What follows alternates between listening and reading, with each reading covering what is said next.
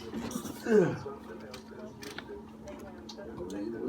about to do what we do. To have all those community organizations in one spot is a huge deal. We've had many organizations say they're able to connect with more people on a halfway hope event than they do all year long. So the same sense for someone who needs to connect to those resources in one spot, you don't have to drive to every location. Okay, so a lot of the community centers or literacy, but different 30 seconds. services are right there. Yeah. There we go. Specializes in a wide range of construction services, which includes removal and replacement of concrete curbs, sidewalk, driveway, and paving. They pride themselves in the quality of their service, but more importantly, the quickness in which they provide those services. Their primary goal and objective is to achieve 100% customer satisfaction, and they won't settle for anything less. Their crews travel within a 100-mile radius of the Kansas City, Missouri metropolitan area, which includes cities on both sides of the Kansas and Missouri state line. All right, you're live. 3435 Prospect Avenue, Kansas City, Missouri 64130, 816-921-0473. Trigon Company, LLC. Quality with quickness. Proud sponsor of Pickup KC. Peace and blessings, everybody. Amen. Okay. One second. Come on. What's that? Fake. Fake.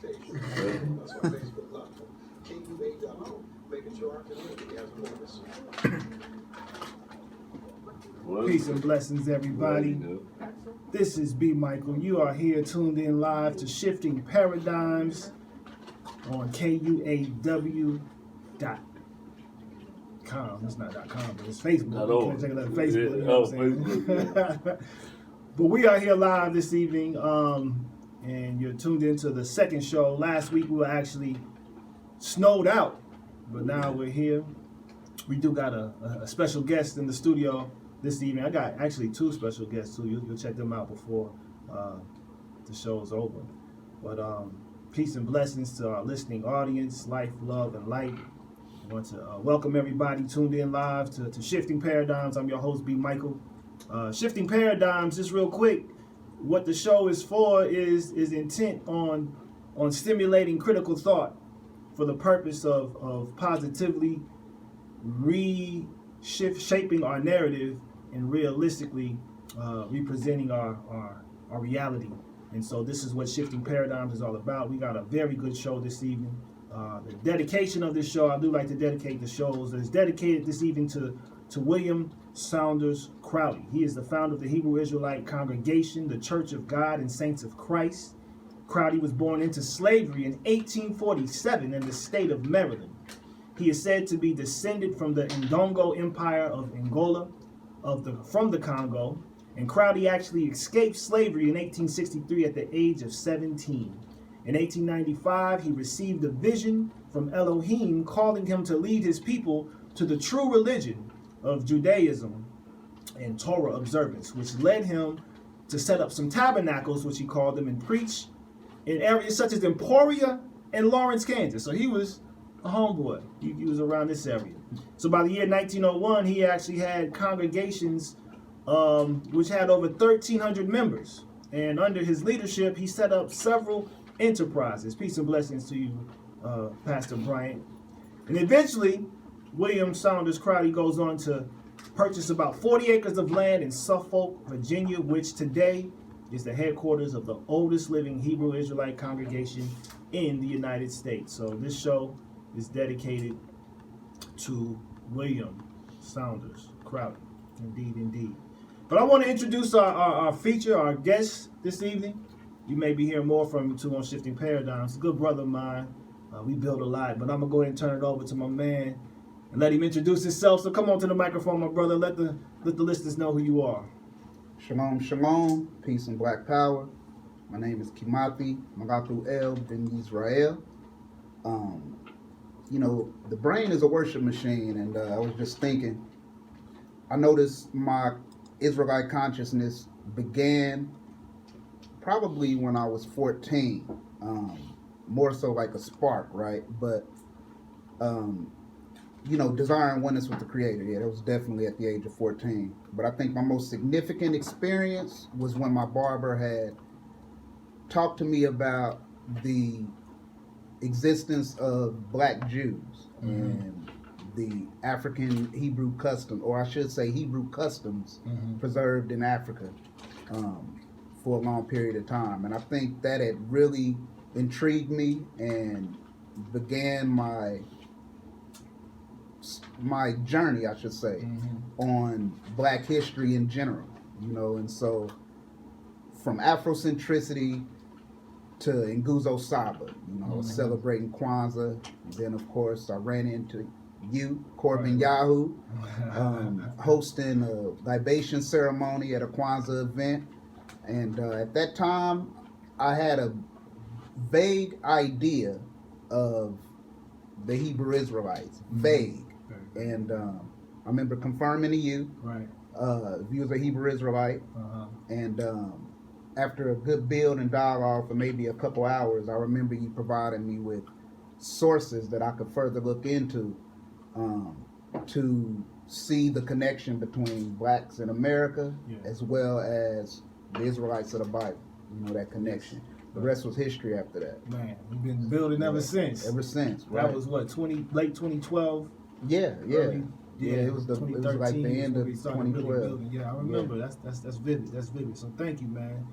So this evening, y'all, we're going to talk about a very, very important and critical topic. Tonight's theme is identity paradigmatics, and we're going to talk about the importance of identity. We're going to talk about, the crisis of identity, and then we're going to talk about some resolutions of identity. But we want to kind of frame this, we want to frame this with a perspective from a quote from a book that Brother Kimathi actually presented. So do you want to read that perspective that we have from the book? It's actually a book by Ben Ami, who is one of an unheralded leader in our legacy of leaders as an African people. Okay, I actually have that book present with me this evening. That's too. what's good. Yeah. But this is a quote. Go ahead and read that quote from us from this book, God, the Black Man and Truth. All right, so it says, because words are interpreted as having a spirit, likewise names have spirits, and they too convey life, positively or negatively. Generally, a person reacts to the sound of his or her name. The power of names, just like the power of the spoken word, must not be taken for granted or looked upon lightly. Names, as our forefathers knew, play a very significant role in the maintenance of a happy and harmonious life. The majority of African Americans do not realize the overt and obvious negativity attached to their American names, nor to the term Negro. As mentioned, the word Negro is a Spanish adjective meaning black. During the era of slavery in the Americas, it did not matter to the slave master whether the slave was Hebrew, Ashanti, Watutsi, or Mandingo. They were all labeled Negro by him. It mattered not to the wicked enslavers that the Africans were of different cultures and nationalities and spoke different languages. They were collectively called Negro. What were the enslavers attempting to accomplish by renaming the captives, both personally and nationally? Very deep, very deep. So this is again, I'm sorry, from God, the Black Man and Truth by Ben Ami. It's on page 125. You can find that quote. But just really going into this for a brief moment, we want to just understand the intent of having an identity, the purpose of having identity, and then even more deep, what takes place when someone alters your identity. And this is what has happened to African Americans in the United States, and really the global diaspora, wherever we find ourselves. We're dealing with an identity crisis in so many ways, shapes, forms, and fashions. And this is nothing new. When we look in history, you can even look in the book of Genesis, and you can see Joseph ben Joseph, have his name changed when he's in Egypt to Zaphnath Paneah, right? The dominant culture, the hegemony, goes about changing the names. You also can see this take place in the book of Daniel, where Daniel, Hananiah, Mishael, and Azariah are given the names of Belshazzar. You have Shadrach, Meshach, and Abednego. So what's the intent of that? Like when the colonizing force goes about changing individuals' names and taking away their customs and giving them new names and new customs and new traditions? What's the intent of that? The intent is to redirect their purpose for the purpose of the one who's given the name. And it's also to it's to give them a purpose for self-interest, not the interest of the individual who's getting the name changed, but the one who's doing the name changing.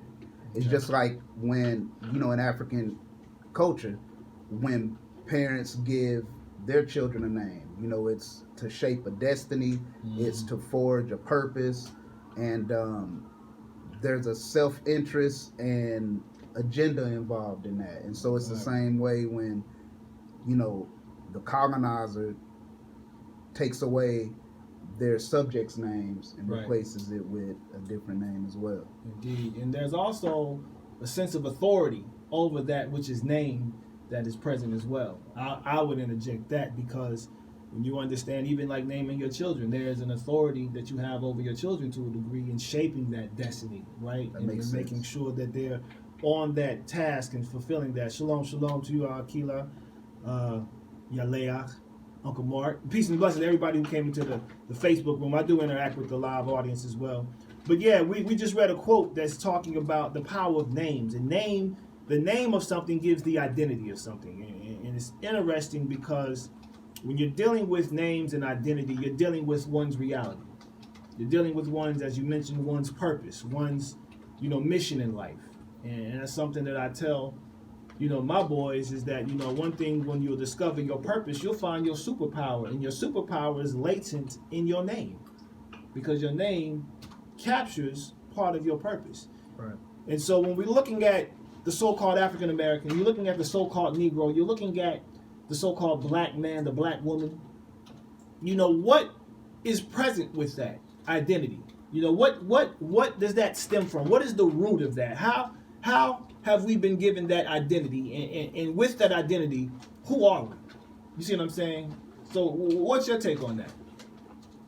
Yeah, you got the names Negro, African American, Black. These are names that you begin to see take shape as a result of the African American experience. One of enslavement, Jim Crow segregation, you know, institutional racism, etc. And so you have these names which doesn't specifically connect you to a particular culture. I've seen interesting information on African American. I know Jesse Jackson popularized it, but I've also seen reputable sources for the term being used much earlier. But the reality is it doesn't connect you to a particular cultural heritage. You know, one that you're familiar with, one that you can necessarily pass on, you know, to future generations. It's vague. Right. It's manufactured significantly, Very important. and you know, it was definitely by design. Right. To really like disconnect us from a reality from which we had originally come from. You know, as African Americans, you know, I present that our reality goes back as far as 1607 to, you know, maybe 1619, as some say that our arrival is, because this is when that reality became present. And in that condition which we were enslaved, right?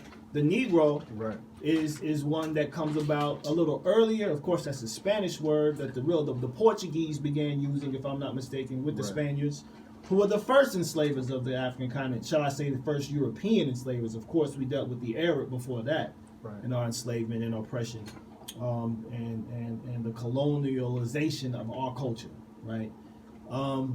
Negro meaning black, you know, and then the word black, of course, is an adjective. But, you know, you ask the people, where do you come from? And you ask someone who's black, you know, they have no national reality. And this is connected to a political reality. Right. And so when you're dealing with identity, particularly as a people, we have to understand that deals with the political reality. And I see you as well, Brother Talib. Peace and blessings to you. Thanks for chiming in. It is a powerful topic as well. Identity is very important. And you know what, Alki, you just triggered a thought. it made me think of, because I do Uber or whatever, and it made me think of a sister that I was talking with from Rwanda. And I remember me and her building on the term African American and, Black American, but more specifically African American. And she said, I remember her saying, whenever she said it's sad what happened, and the contribution that or role that Africa played in the enslavement of Black Americans, African Americans, because she said you all don't know who you are. And one thing she mentioned was, for example, if we ask, an African American, what are you, or where are you from? And she said when we hear you guys say African American, it lets us know that you don't know who you are. So the term African American is recognized as insufficient, and there's a subconscious, not even subconscious, but it's like in the back of a Native African's mind, they know that something's not right with that, right? Because there's no tribal affiliation, right, with the term African American, and I think that's what I was trying to hint towards earlier. A tribal affiliation with a particular culture from the ancient past. I got you. These terms like Negro, Black, and African American, these are more modern terms, They're and debilitating. right, and it doesn't connect you to the ancient past, and again, in terms of particular customs and traditions. Definitely wanted to highlight that. And that's what presents that identity crisis that we suffer from, and we're going to get into that pathology a little more. But I want to just again let our listeners know you're listening to Shifting Paradigms here on KUAW. We do have a call-in number for anybody who may want to call in. That number is 816-599-6893. We got Baba G on the soundboard this evening. Thanks again, Baba G, for being here, supporting, no doubt. But again, we're talking about identity paradigmatics, and we're just kind of going over some preliminary thoughts. I want to get into one preliminary thought, and I want to start, and then you kind of touched upon it in your introduction, and how you came into Israelite consciousness. And I think one thing that, as identifying myself as an Israelite as well, has done for me, has really crystallized my worldview. It allows me to really also crystallize my purpose and my identity, because prior to that, I didn't really have any direction or any stand or any solid principles, solid core principles that governed and guided and inspired me to go about doing what it is I do. And not to say that there aren't people who don't identify as Israelite that don't have that. There are people who do have that, and they may identify with something that compels them to do so. But I know for me, culturally speaking, historically speaking, returning to a culture and to an identity that is of the ancient past has, allowed me to definitely not only take root, but also to spread wings and fly, in the sense that I know who I am, I know what is of my culture, I know my tongue, my native tongue, relearning it to become more fluent in speaking and reading it and things of that nature. And even, identifying with the landmass, that is important to understand that, we have an origin, we have a point of origin, right? Because what our experience here, what we call the Ma'afa, right, the great disaster, what that has done for us, it has stripped us of everything that was once indigenous to us and inherent in us, right? No doubt. Definitely. And so, one thing that I recall Dr. John Henry Clark saying is that, with reparation, we have to understand what that entails in the sense of taking out everything that enslavement put in and putting back in everything that enslavement took out. Right. And identity is really at the core of that. And that's why, this evening I really feel it important for us to touch on these things. And do you have any other, insights that you may want to share as relates to how your identity has reshaped your life? Right. Yeah, I was just reflecting as you was speaking on it, and that's definitely what it did for me. Israelite consciousness connected me to spirituality, It connected me to customs and traditions that I resonated with, that I was searching for subconsciously. You know what I mean?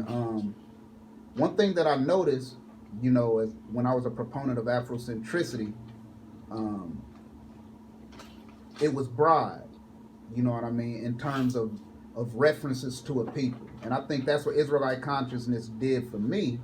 It provided me with a connection to a particular people, and a particular people with customs and traditions, versus, you know, referring to this particular group or referring to that particular group to formulate a common cultural philosophy, which resonated well. Right. That resonated too. Right. You know, but subconsciously, I was definitely looking to connect or identify with a particular, you know, Subset. group as Right, well. right, Yeah. right. Right.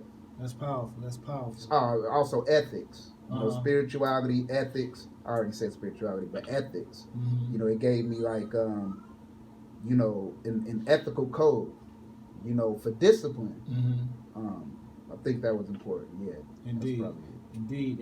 And one thing I kind of want to do is really speak about how the Israelite nation particularly is perceived, right? There's a lot of identifications and identities cast on Israelites because of how Israelites at times present themselves, you know. And one thing that is to be sure is that Israelites are not a monolithic group, right? We have a bunch of different expressions of the national reality. Right. Never has been a Israel. monolithic group, or And- for a while. I Right. should say. And I do want to get into the history of that in a little bit, but one thing that I think is important for us to do at this particular time is to provide a definition of identity. And you presented one from Dr. Marlena Karenga.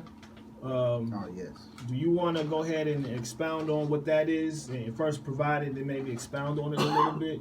All right. So dealing with definitions of identity.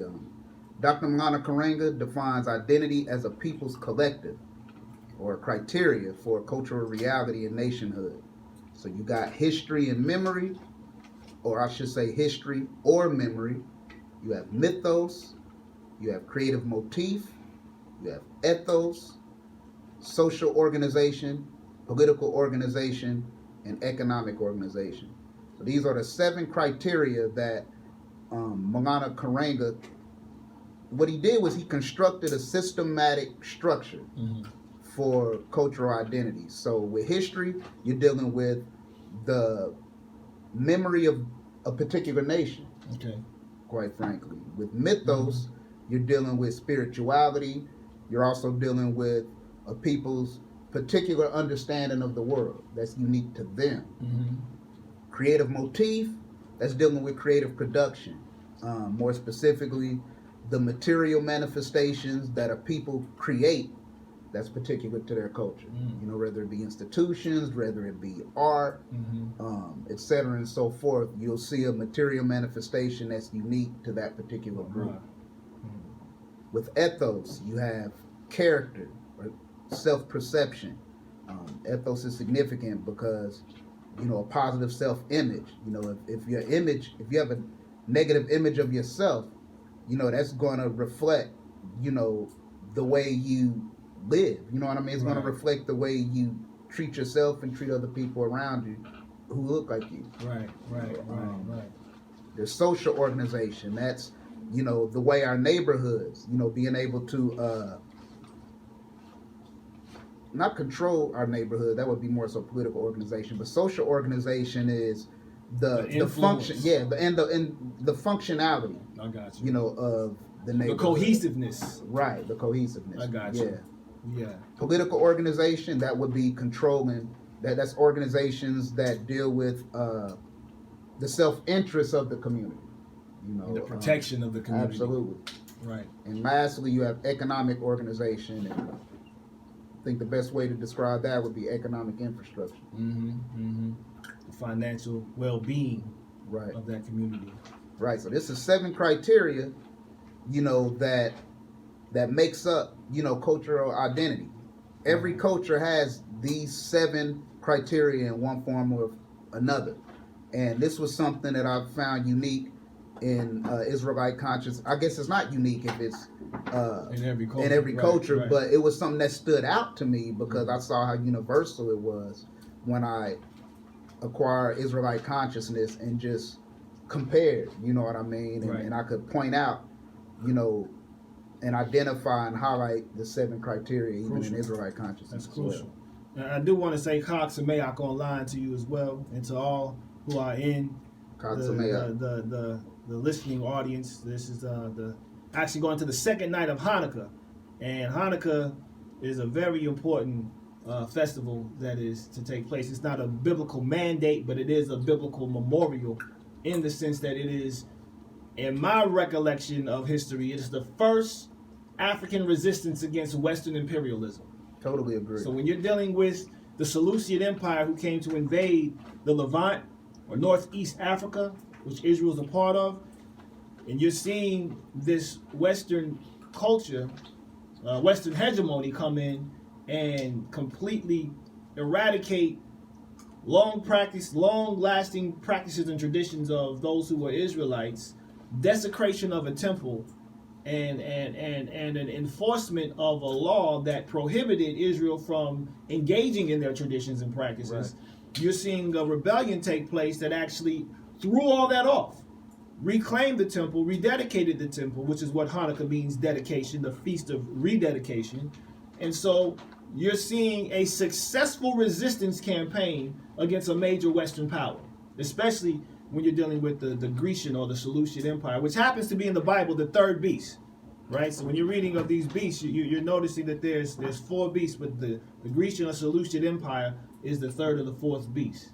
And so that's very interesting to note that. So Cox and Mayock, happy Hanukkah to the listening audiences. We're also about to deal with Kwanzaa as well coming up. But we also came up with a definition the other night as we sat down around the dining room table and we're discussing this a little bit in detail.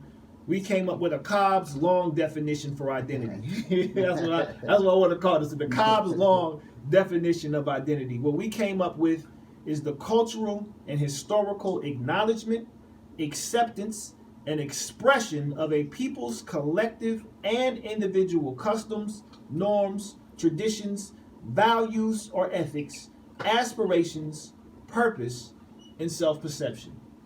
Like, that's very succinct from the stuff that we were dealing with. We were dealing with a lot of different ideas that evening, but right. but in wanting to fuse and capture what identity is, we felt that this was perhaps one of the most concise and clear-cut definitions of what identity is all about. What say you? Absolutely, yeah. I thought the definition was all-encompassing. You know, customs, cultural norms, traditions, values, aspirations. I found that significant, you know, because, you know, all cultures of people have aspiration and vision, purpose, and self-perception. True. Definitely identify with the definition, and I also think that, you know, coming up with the definition itself was an act of self-determination. You know, because it's the late Ben Ami, you know, may he rest peacefully. He spoke on the power to define. He actually has a book that I intend to get soon, entitled The Power to Define. And it just makes a lot of sense, because when we have the power to define ourselves for ourselves, you know, that sets our self-determination and focus. But when other people are defining who you are for you, you know, and defining how you think, what to think, what not to think, then, you know, you'll always be you'll be pivoting from a point of disadvantage. I got you. We got a question in the room from Brother Joseph Jefferson. He asked the question, speaking of identity, do you feel Israeli peoples have traditionally identified as Africans in the diaspora? Now, let me ask you a question, if you could reply to this quickly. When you're speaking of Israeli people, are you speaking of the contemporary people who identify as Israeli? Is that the nature of that question in terms of, like, providing an identity of who you're speaking about? Brother Jefferson, if you're there. All right. But Israeli people, the Ashkenazim, the European Jew, I believe is who he's referencing. You want to take a stab at that and I can follow you up? Can you repeat the question? He says, do you feel Israeli peoples have traditionally identified as Africans in the diaspora? Or an African diaspora? I would say no. Definitely open for alternative information, but I would say no. I don't recall Israelis identifying with Africans in the diaspora. So in kind of just reference, providing a reference for this, there's really what 3, maybe 4 classes of quote unquote Jews that we know of today, with the Ashkenazic expression, Right. the Sephardic expression, and the Mizrahi, which is more of the indigenous to Israel, Africa expression as well. Response. Okay, he says indigenous. So you're talking about Israelites proper. Do Israelites, like those who were in Israel, indigenously, do they identify as African peoples, historically speaking? Historically, Even biblically, I would argue yes. Historically speaking, I would say yes. With respect to the land Israelite historian, with respect to the Israelite historian Josephus, he affirms that the name Africa itself, right, is a Hebrew word. One of Abraham's grandsons. Absolutely. And so that in itself, him being an ancient historian. His name was Afer, I believe. His name was Afer. Ophrin. A free. Okay. Ophrin, they're interchangeable. Indeed. Yeah. And keeping in mind, during those times, you're dealing with more tribal identity and even national identity. It wasn't so much of a continental identity that peoples had, I would argue, back in those days. Totally agree. But what you're dealing with is an African people, though. You're dealing with a country that is on the African tectonic plate. 1,600 kilometers away from Egypt. Right. Israel could walk. They walked out of Egypt, according to what the scripture says. So it touches the northern border, the northeastern border of Egypt. So yes, it is an African country, hands down. And of course, what has happened is with the Belgium Conference of World War I, that land got carved up, and then they wanted to call it the Middle East. Of what? The Middle East of what? Right. And some do argue it's Western Asia, but when you look tectonically, scientifically on that land, you're dealing with an African continent. Right. Dealing with geology, right. And so even when you're dealing with Gloger's law or Gloger's rule, you're dealing with a people who are close to the equator, so they have to have some melanated phenotype. Right. So you're dealing with people who are of a darker hue. Absolutely.